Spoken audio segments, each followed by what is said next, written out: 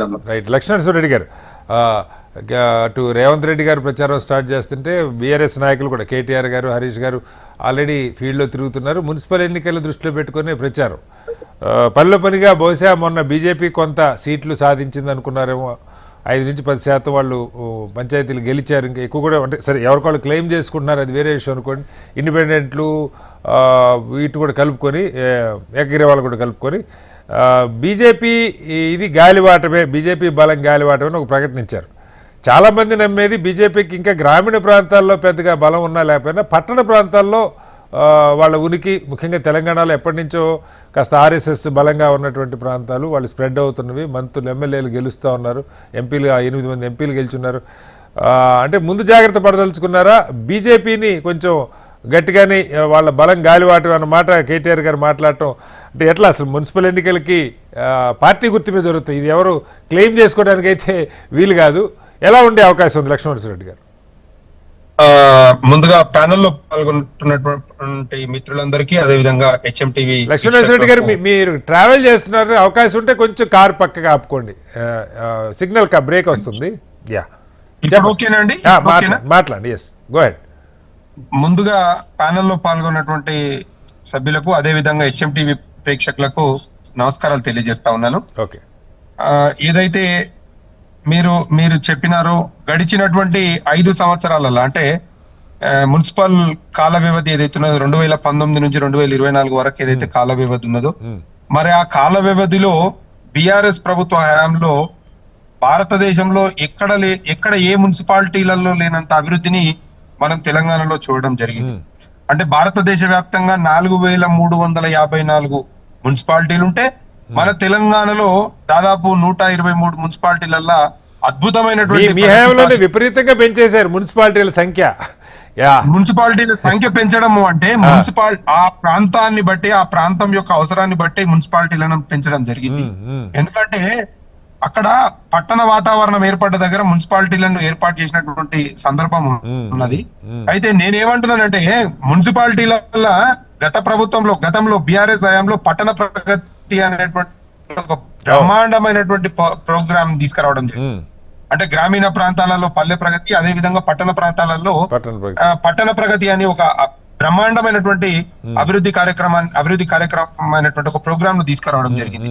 అయితే దాంట్లో అనేకమైనటువంటి అభివృద్ధి కార్యక్రమాలు ఈ రోజు మరి మున్సిపాలిటీల యొక్క వాళ్ళ యొక్క కాల పరిమితి అయిపోయిన తర్వాత ఈ ప్రభుత్వము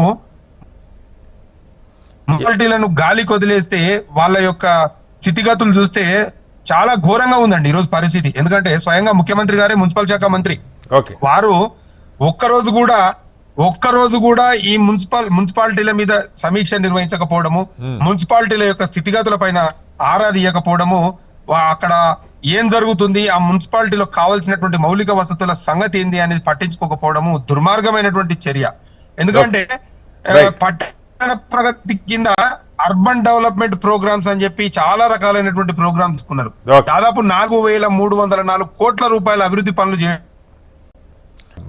నరసింహారెడ్డి గారు కంప్లీట్ చేయండి. అంటే ఏంటి మున్సిపాలిటీల్లో పంచాయతీల్లో అనుకున్న స్థాయిలో ఫలితాలు రాలేదు. సరే, సెకండ్ ఆల్టర్నేటివ్ మీరే ఉన్నారు కానీ బీజేపీ కంటే పంచాయతీల్లో అనుకూలమైనటువంటి స్థానాలు రాలేదు అనేది మాట అవాస్తవం. ఎందుకంటే ఈ రోజు అధికార పార్టీ కేవలము 50%కే పరిమితం అయింది. ఎందుకంటే గతంలో 2019లో ఏదైతే మున్సిపాలిటీల ఎన్నికలు జరిగినప్పుడు 90% పైగా ఈ మున్సిపాలిటీలను దక్కించుకుంది బీఆర్ఎస్ పార్టీ. 109 మున్సిపాలిటీల చైర్మన్ స్థానాలు బీఆర్ఎస్ పార్టీ దక్కించుకుంది. ఇవాళ ఆ పరిస్థితి లేదు కాంగ్రెస్ పార్టీ. నేనేమంటున్నానంటే 5 సంవత్సరాల బీఆర్ఎస్ పాలనలో మున్సిపాలిటీలు దాదాపు 14,208 కోట్ల రూపాయల అభివృద్ధి పనులు చేయబడ్డవి.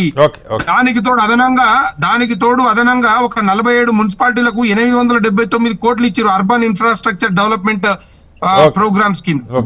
ఒక 138 మున్సిపాలిటీలకు 2,780 కోట్ల రూపాయలు ఇచ్చిరు. ఎందుకంటే అప్పుడు మున్సిపల్ శాఖ మంత్రిగా ఉన్నటువంటి గౌరవ పెద్దలు కేటీఆర్ గారు ఒక ఆలోచనతోటి, ముందు చూపుతోటి మరి పట్టణాలు బాగుండాలి, పట్టణాలు దేశంలో ఉన్నటువంటి మిగతా పట్టణాలతోటి పోటీ పడే విధంగా ఉండాలని చెప్పి అనేకమైనటువంటి కొత్త పథకాలను తీసుకొచ్చి కొత్త ప్రోగ్రామ్స్ ని ఇన్నోవేట్ చేసినటువంటి పరిస్థితి ఉన్నది. కానీ ఇప్పుడు ఉన్నటువంటి పరిస్థితులలో మరి ఈ ప్రభుత్వంలో ఉన్నటువంటి గౌరవ పెద్దలు ముఖ్యమంత్రి గారు వారి దగ్గరనే మున్సిపల్ శాఖ ఉన్నది, కానీ ఒక్కనాడు ఆ శాఖ మీద సమీక్ష లేదు, మరి ఆ శాఖ మీద ఆలోచన లేదు, ఆ శాఖలో ఏం జరుగుతుందో కూడా ఇలా తెలుసుకునేటువంటి పరిస్థితి లేదు లేదు అని చెప్తున్నాను.